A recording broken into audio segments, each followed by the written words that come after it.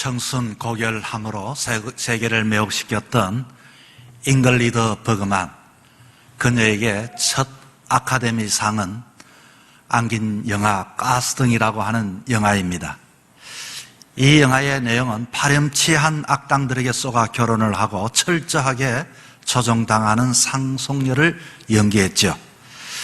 영화에서 남편은 요즘처럼 이 전기불이 들어오지만 당시에는 가스를 통하여 불빛을 조절했습니다. 그런데 그 불빛을 줄임으로 해서 아내가 질문을 합니다. 어떻게 이렇게 불빛이 어둡습니까? 그랬더니 남편이 말합니다. 불빛이 어두운 것이 아니라 당신이 이상하다고. 아니, 불빛이 어두운데 불빛이 어둡지 않다고? 이렇게 가스등을 조절하면서 다시 한 번 더 그 사람을 정신병자로 만듭니다. 그리고서 분명히 불빛이 어두운데 그것이 정상이라고 하니 자꾸만 그렇게 이야기하고 주변의 사람도 이야기하니 그냥 그것을 믿게 됩니다. 그리고서 판단력을 잃어버리고 무기력하게 그 사람에게 종속되어집니다. 다시 말하면 가스등을 조절함으로써 사람들의 마음을 조절한다는, 사람의 심리를 조작하고 통제를 가리키는 심리 용어가 가스등 켜기, 가스 라이팅이라고 이렇게 이야기를 합니다. 어느 사회든 마찬가지입니다. 사람을 통제하기 위해서 매스컴이라고 하는 불빛을 강하게 이렇게 계속 반복하여 부적절한 뉴스를 하면 사람들은 말합니다. 아니, 저런 뉴스가 어디 있어? 저렇게 문제 있다니, 저렇게 저것은 잘못되었는데? 그런데 주변의 사람이 말합니다. 잘못된 것이 아니라 당신이 잘못되었더라고. 대부분의 사람은 지금 이 모두가 그렇게 말하는데 왜 당신이 그렇게 이야기하느냐고. 처음엔 고개를 까웃덩긋다가 그냥 자기 자신이 어떤 판단력을 잃어버리고 거기에 종속되어진다는 그와 같은 이론입니다. 여러분, 가족 사이에서도 마찬가지입니다. 가족에서도 서열을 정할 때에 아버지가 아버지 위치에서 억압을 합니다. 너희들은 아무것도 알지 못해. 아버지 그게 아닌데요. 아니긴 뭐가 아니야. 자꾸만 아버지가 억압을 하고 너희들은 틀렸다, 큰일 날 뻔했다 그러면서 나는 이 가족을 위해서 이렇게 희생하고 내가 이 가족을 이렇게 사랑하는데 말을 하면 점점 그것을 믿게 된다라고 하는 것입니다. 남녀 사이, 연인 사이도 마찬가지입니다. 사랑하는 여인에게 이렇게 말합니다. 아니, 어떻게 옷을 그렇게 짧게 입고 있다니, 그러면 남자들이 당신을 뭐로 알겠냐고. 내 옷이 어땠어요? 얼마나 시원하고 좋은데요? 아니다고. 남자들은 전부 다 문제가 많다고. 자꾸 이것을 이야기하고 반복하면 내가 잘못되었나? 이 사이에 내가 옷을 잘못 입고 있나? 그렇게 생각하면서 그 사람에게 종속되어지고 자기 자아를 잃어버린다라고 하는 이야기입니다. 여러분, 신앙의 삶을 살아갈 때도 마찬가지입니다. 처음 예수를 믿고 믿음으로 살기로 작정을 하고 그렇게 기도하고 전도하려고 하는데 남편이 그런 이야기를 합니다. 당신은 말이지 이 집안 꼴을 보라고, 당신은 집안에 무슨 도움이 되냐고, 우리 아이들을 보라고, 이 아이들이 이렇게 문제가 많은데, 이 경제는 이렇게 어려운데, 우리 집에는 돈 버는 사람 나밖에 없는데 당신이 문제라고. 처음에는 여보, 그래도 내가 기도하잖아. 그래도 당신 예수 믿어야 해. 자꾸 이렇게 하다가 그것을 자꾸 반복하고 그렇게 나는 이 가정을 사랑한다는 남편의 그 말에 점점 그 마음이 바뀌어지게 되어집니다. 그래, 나는 이 집안에 도움이 되지 않는 사람이구나.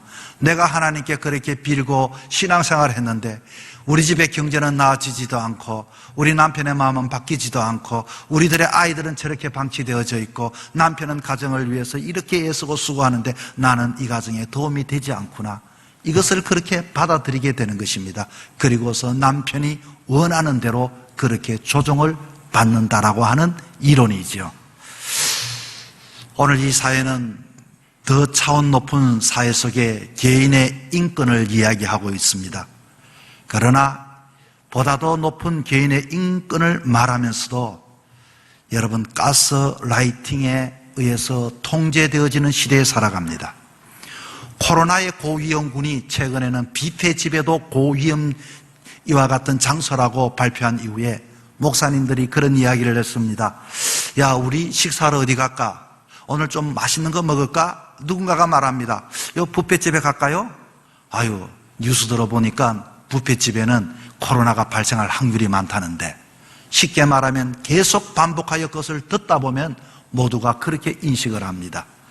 여러분, 교회라고 하는 장소는 어떤 장소일까요? 우리들은 예배를 드리지만 세상의 사람들이나 믿음이 적은 사람은 다시금 이런 것들이 뉴스에 나오면 내 정신세계가 그만 거기에 나도 모르게 무의식적으로 통제를 받게 되어지는 것입니다. 지금 교회에 가면은 문제가 생기는 것은 아닐까? 문제가 생기면은 이와 같이 내 안전을 지킬 수 없는 것은 아닐까? 앞으로 미래학자들은 그렇게 말을 합니다. 앞으로 우리의 사회는 보다 더 안전이라고 하는 문제를 가지고 사회를 더 통제하는 시대가 되어질 것이다. 여러분, 이것은 오래전에 엘빈 토플러의 제3의 물결에 이미 이야기한 내용입니다. 저희들이 그 당시에 대학교 시절에 읽었던 책이었는데, 그 당시에도 고전과도 같은 그 이야기가 실제적으로 두 남녀가 안방에서 은밀하게 나눴던 대화도 세상에 중계방송이 되는 시대가 있다. 아니, 그것을 어떻게 할 수 있단 말이야. 그러나 앞으로 모든 것들은 안전이나 그것을 제목을 가지고서 사람을 통제하고 사람을 엿보는 시대가 되었다고 하는 것입니다. 자, 이 시대 속에서 우리 신앙인들은 신앙생활과 이 사회에서 우리는 이것을 어떻게 신앙생활을 할 수 있겠습니까? 우리 신앙인들은 앞으로 어떻게 해야 할까요? 여러분, 우리는 하나님 앞에 믿음을 가지면서 이 통제사회와 그리고 우리의 신앙 정체감, 안전이라는 이름을 가지고 때로는 이 사회의 매스컴을 듣다 보면 거기에 나도 무기력하고 그리스도인의 정체감을 잃어버릴 때가 있습니다. 그렇다면 믿는다는 것은 과연 무엇일까요? 여기서 앞으로 미래 시대 속에서 우리의 믿음을 어떻게 우리의 정체감을 가지고 신앙의 삶을 살아갈 수 있을까요? 오늘 본문은 그에 대한 작은 해답을 우리에게 가르쳐 주고 있습니다. 다윗에 대한 이야기입니다. 다윗을 통해서 어떻게 어렵고 힘든 시간과 사건 속에 그는 진정한 승리를 할 수 있었는가 하는 것입니다. 여러분, 이 다윗에 대한 이야기를 간략하게 제가 다시금 드립니다. 다윗은 어떻게 하나님 앞에 세움을 받았습니까? 다윗이 하나님께 기름을 붓고 그리고서 그는 골리앗이라고 하는 블레셋의 장수와의 큰 전쟁에서 물맷돌로 이기는 그 순간 그는 국가의 영웅이 되었습니다. 그런데 어느 날 여인들이 그렇게 말합니다. 사울왕은 천천히지만 다윗은 만만이라고. 이 소리를 딱 듣는 순간 사울왕의 마음속에는 질투하는 마음이 생겨나게 되었습니다. 그렇게 용시하고 이 나라를 구했던 그 다윗이 갑자기 미워지기 시작했습니다. 다윗은 어떻게 했습니까? 다윗은 이스라엘을 구한 사람 장수였지만 이스라엘에 있을 수가 없었습니다. 다시 말하면 그는 도망자가 되었습니다. 이곳에 도망하면 이곳에서 누군가가 사울왕에게 그것을 알려주어서 그곳에 있을 수도 없고, 저곳에 가면 저곳에서 누군가가 이야기해서 있을 수도 없고, 그는 그 이스라엘을 구했던 사람이지만 더 이상 이스라엘에 머무를 수 없는 도망자의 신세가 되었습니다. 그리고 다윗은 어떻게 앞으로 장래 진로가 어떻게 되었습니까? 그는 할 수 없이 이스라엘에 있을 수가 없어서 그만 블레셋의 나라에 망명하게 되어집니다. 아니, 하나님의 장수가 어떻게 그 적군 블레셋에 망명을 할 수 있단 말입니까? 그렇게 해서 망명을 하게 되는데 블레셋의 왕 아기스가 다윗을 받아주었습니다. 그럴 때 다윗은 이렇게 말합니다. 내가 거할 곳은 이스라엘과 블레셋 사이에 있는 시글락에 내가 장소를 정하여 머무르겠습니다. 하고서 그곳에 장소를 정했더니 다윗을 따라서 함께 했던 사람이 600명이나 되었습니다. 이제 600명이 그곳에 이렇게 평안히 이 사울에서 추격에서 벗어나서 삶을 살려고 하는 그 찰나 어느 날 블레셋 아기스 왕이 찾아왔습니다. 다윗 잘 있는가? 우리나라가 자네 나라인 이스라엘과 전쟁을 하려고 하는데 나는 오늘까지 자네를 거두어 두었으니까 자네가 나에게 충성을 표할 때가 되었다. 이제 나를 위해서 이스라엘을 위해서 전쟁을 치렀으면 좋겠다. 진퇴양난입니다. 도무지 여기서 어떻게 판단할 수 있겠습니까? 하는 수 없이 그는 군사들을 데리고 알겠습니다 하고 그렇게 순종을 하려고 합니다. 그러나 그의 마음은 무거웠습니다. 자기의 조국과 싸워야 한다는 그 마음, 그는 그 마음 속에 본문에 나와 있지 않았지만 아마 많은 고민을 했고 하나님께 기도를 했을 것입니다.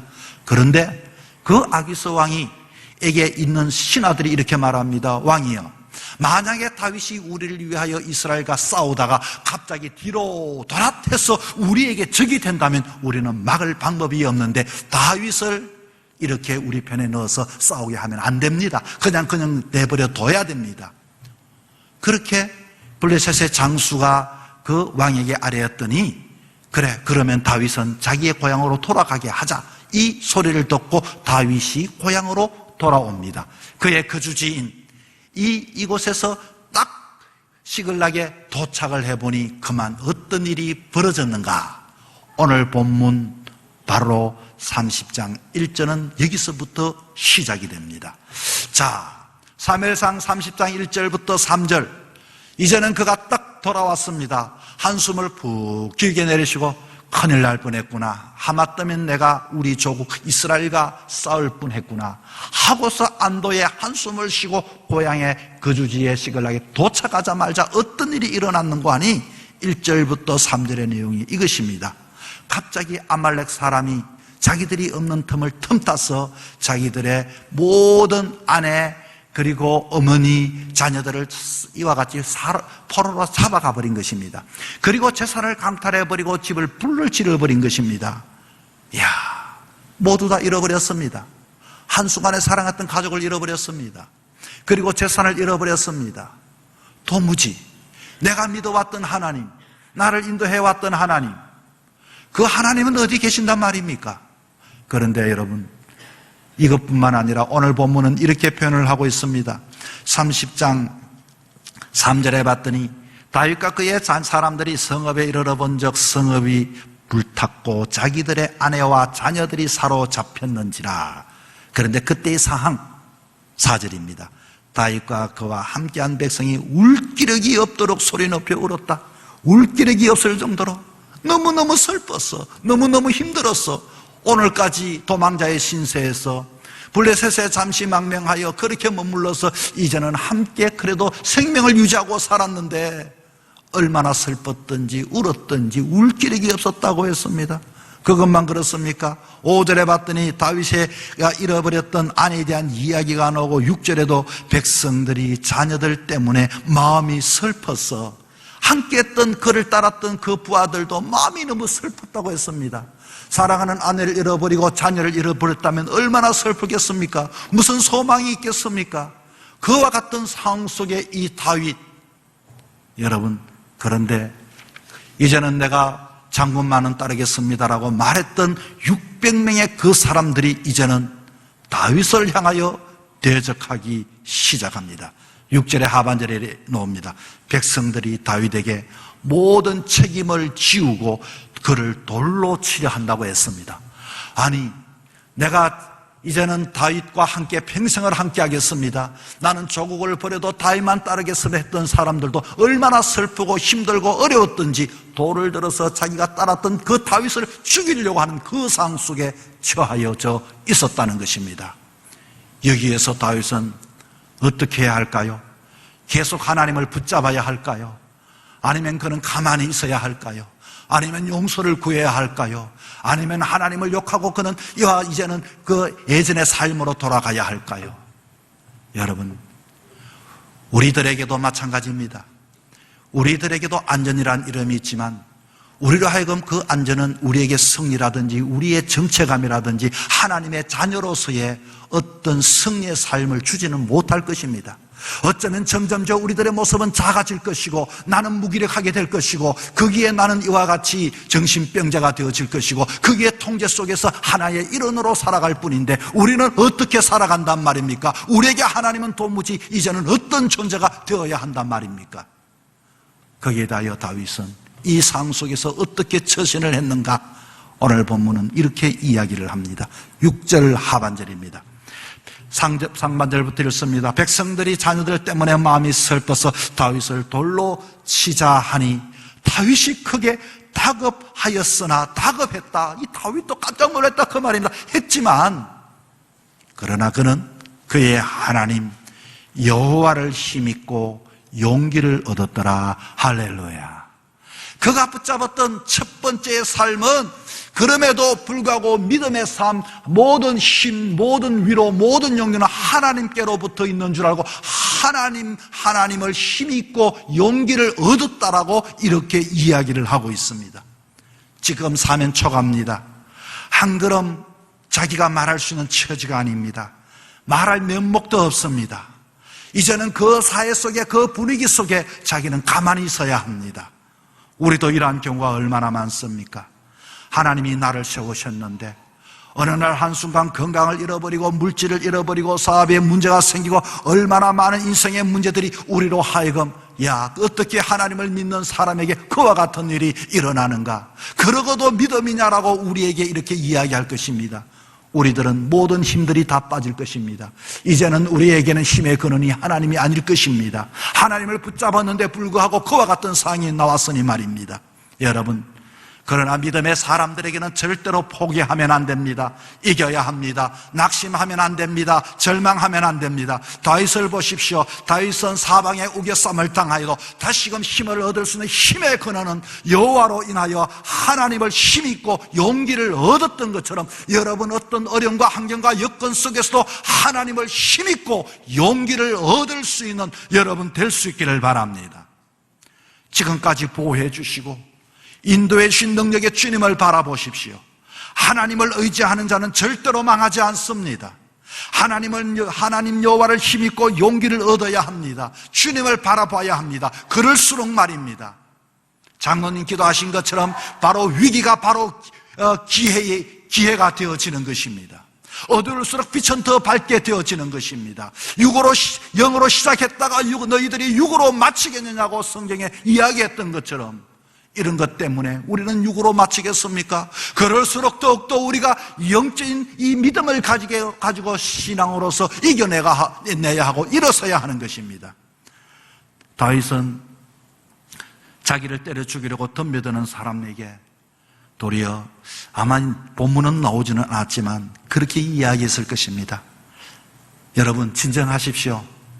아마 우리가 블레셋 아기색에 나아갔을 때 우리를 데리고 전장터에 나갔다면 10일이고 20일이고 한 달이고 어쩌면 이 중에 살아올 수 있는 사람도 없었을 텐데 그런데 이 일이 그때부터 하나님이 역사하셨어. 하나님이 역사하셔서 우리를 빨리 여기에 보내게 하시고 또 하나님이 우리에게 이 일들을 통하여 이루고자 하는 뜻이 있지 않았겠습니까? 모든 것들을 하나님의 관점을 가지고 해석하기 시작했다는 것입니다. 자, 무슨 이야기 했는지는 알지는 못하지만 돌을 들었던 사람은 돌을 놓기 시작했고 다윗은 그때부터 하나님을 힘입어 용기를 얻기 시작했다는 것입니다. 600명의 부하들은 다윗의 말을 듣고 돌을 버리기 시작했습니다. 정말 이상한 일이죠. 전쟁터에 왜 우리를 돌아오게 했을까?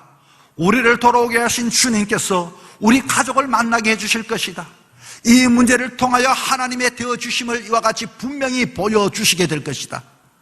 다윗은 어떠한 상황 속에서도 하나님을 의지하고 하나님을 붙잡고 하나님을 통하여 용기를 얻었던 사람인 것입니다. 여러분, 오늘 이 시대는 우리의 힘을 빼는 이야기들이 많이 있습니다.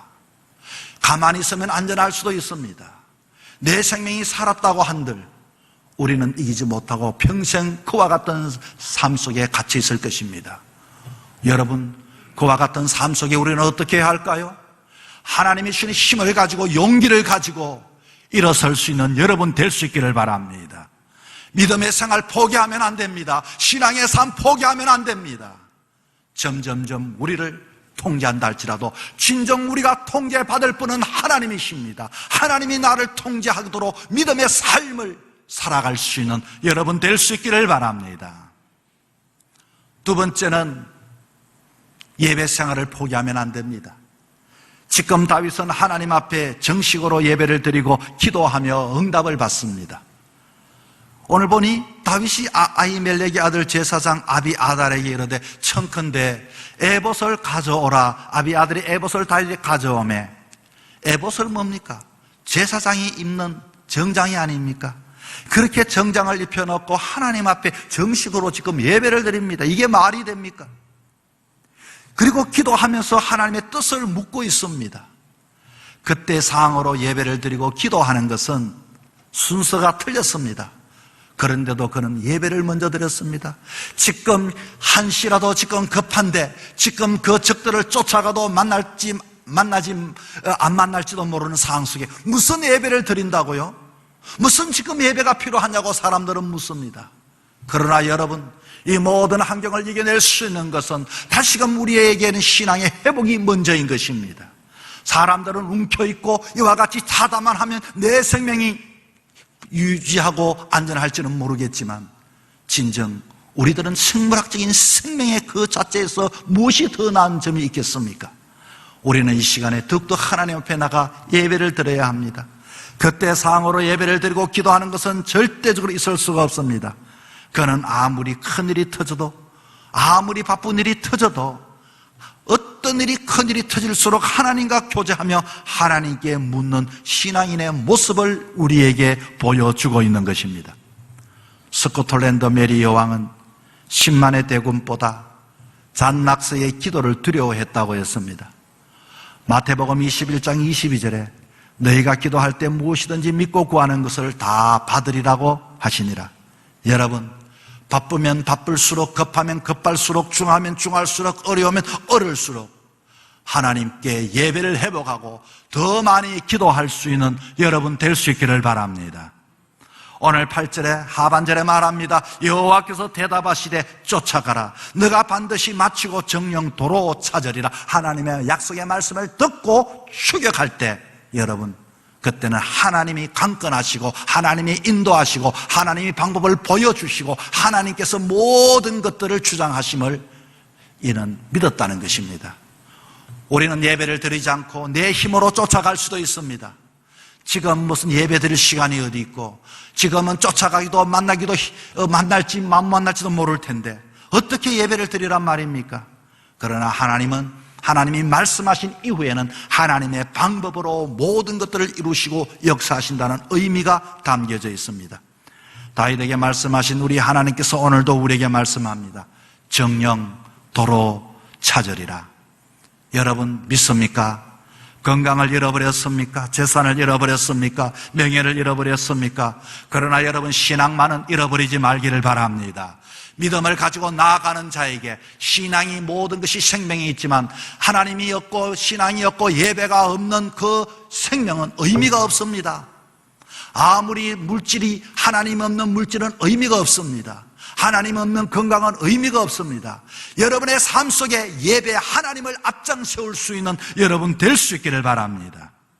우리 하나님이 건강을 도로 찾게 만들어 주실 것이고 하나님이 재산을 도로 찾게 만들어 주십니다. 물론 우리가 찾아할 수도 있습니다. 우리가 회복할 수도 있습니다. 그러나 하나님께서 하실 때는 하나님의 약속이 있고 하나님의 간섭이 있고 하나님의 방법이 담겨져 있는 것입니다. 세 번째는 다윗은 그 바쁜 가운데 영혼 구원의 생활을 했습니다. 9절 이하에 보니까 이제는 600명의 군대가 이제 아말렉의 군대를 추격하여 쫓아갑니다. 그런데 그렇게 아내 때문에 자식 때문에 울고 불고 난리 났던 남편들이 얼마나 마음이 조급하면 얼마나 달렸겠습니까? 그런데 재미있는 표현이 나오죠. 한참 뒤를 쫓아가다가 보솔 시내를 건너지 못한 200명이 있습니다. 이들은 아무리 여러분 내가 아내를 사랑하고 내가 아무리 자식을 사랑해도 체력이 한계가 되면 모든 것들이 피곤하면 우리 인간은 마음으로 이룰 수가 없습니다. 600명 중에 200명이 막 중간에 포기하고 건너지 못하고 주저앉아 있었다 그 말입니다. 다윗이 그들을 보고 너희들은 이끌어 400명 우리 쫓아가서 데리고 오겠다 하고서 200명을 두고서 400명이 아말렉의 뒤를 쫓아가고 있습니다. 자, 얼마나 급합니까? 얼마나 지금 위급 상황입니까? 그렇게 뒤를 추격하고 쫓고 400명이 얼마나 지치고 힘들었겠습니까? 그런데 가다가 보니 어느 한 소년이 쓰러져 있습니다. 여러분 급하면 옆에 볼 겨를이 있습니까? 여러분 지금도 내가 위급한데 다른 사람의 관심 둘 마음이 있습니까? 뭐 지금 이 상 속에 전도는 무슨 전도, 영혼 구원은 무슨 영혼 구원, 복음은 무슨 구원, 복음, 예배는 무슨 예배 아닙니다. 이 다윗이 그 바쁜 와중에서 쓰러져 있는 소년에게, 여러분 그 소녀에게 무엇을 줬는 거 보니까 다윗은 죽어가는 생명을 그대로 내버려 두지 않고 물을 먹이고 떡 한 조각을 입에 넣어주고 무화과 뭉치에 한 뭉치를 떼어주고 건포도 2송이를 먹였고 지극정성으로 죽어가는 소녀에게 대접하고 소년의 생명을 살려주는 장면이 나옵니다. 제가 옆에 있는 장군이라면 저 이렇게 하면 안 됩니다. 지금 한시라도 급합니다. 이 사람은 우리나라 사람도 아닙니다. 아마 아말렉 소년인 것 같은데 그냥 내버려 둡시다. 병이 들었습니다. 죽게 내버려 둡시다. 지금 시간이 급합니다. 빨리 쫓아가야 됩니다. 이것이 오늘 우리 사회에 우리에게 이야기합니다. 그러나 그것이 우리가 쫓아가서 그렇게도 해결할 수 있었지만 하나님의 사람들, 하나님의 백성들은 내가 바빠도, 내가 힘들어도, 내가 어려워도 주위를 바라볼 수 있는 이 마음이 우리에게 필요합니다.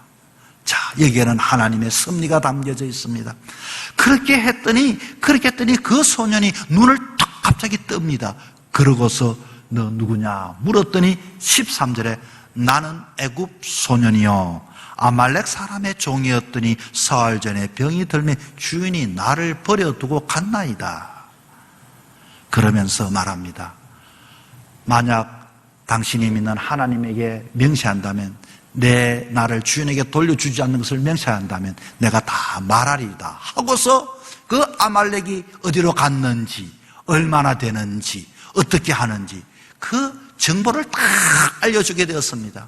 여러분, 빨려 달려가는 것보다 알고 달려가는 것이 중요한 것입니다. 우리는 공을 세게 차는 것보다도 골에 정확하게 차는 것이 중요한 것입니다.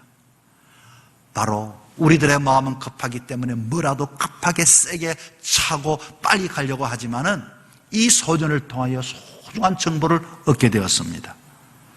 다 죽어가는 사람 어디에 쓸모가 있겠습니까? 그가 손에 칼을 잡은들 몇 명이나 우리의 편이 되겠습니까?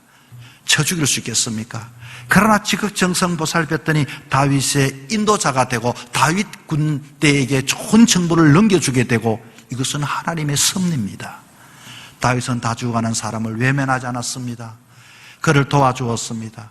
원수들에 대한 정보를 얻고 그들이 있는 곳까지 안내해 주었습니다.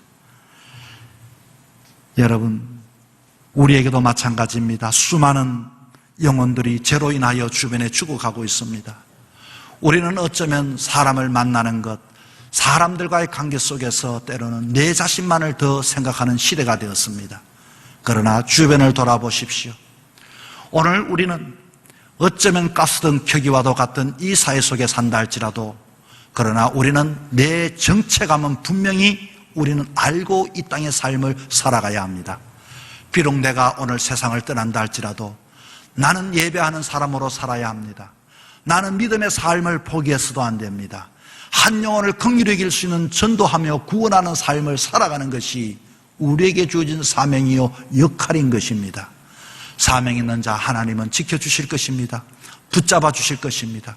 때로는 사람들은 약점을 가지고 문제를 가지고 들추어내면서 세상 사람들에게 그렇게 말한다 할지라도 우리들은 세상의 통제가 아니라 하나님의 통제를 받을 수 있는, 우리가 누구의 말을 들어야 하는가, 무엇이 우선이 되어야 하는가를 분명히 아는 자가 되어야 하는 것입니다. 여러분, 결국 어떻게 되었을까요? 16절 이하 우리는 읽지는 않았지만 그 청년을 따라 가봤더니 아말렉 진영에 사람들이 술을 먹고 난리가 났습니다. 한순간 싸움은 쉽게 이겨버렸습니다. 그리고서 일방적인 승리를 하게 되었죠. 그리고 그 가족들을 다 찾아왔습니다. 그리고 사무엘상이지만 하 1장 2장에 보니 이 일로 인하여 이 다윗이 정식 왕으로 등극을 하게 되어지는 것입니다. 이기는 삶이었지요. 그 위기상 속에서도 하나님을 버리지 않는 마음, 그 위기상 속에 믿음을 저버리지 않는 마음, 그 위기상 속에 예배를 포기하지 않는 마음, 그 바쁜 위기상 속에서도 한 영혼에 대한 사랑하는 그 마음을 가질 때 하나님께서는 다윗에게 진정한 승리를 허락해 주셨던 것입니다. 다윗만 그렇겠습니까? 오늘도 우리를 위협하는 이 사회 분위기, 환경은 많이 있습니다. 그러나 여러분, 이 사이에 대하여 여러분이 박차고 노라는 게 아닙니다. 그 속에서 우리는 누군가 다시 한 번 더 믿음은 붙잡아라는 것입니다. 예배를 붙잡아라는 것입니다. 한 영혼에 대한 그 마음 잃어버리지 말라는 것입니다. 왜냐하면 그것이 먼저 우리의 삶의 순서이기 때문인 것입니다. 아무쪼록 여러분, 이 사회의 삶을 살아가면서도 하나님의 자녀로서 진정한 승리와 이김은 하나님으로부터 노음을 알고 믿음과 신앙의 삶을 살아갈 수 있는 우리 모두가 되기를 주의 이름으로 축원합니다.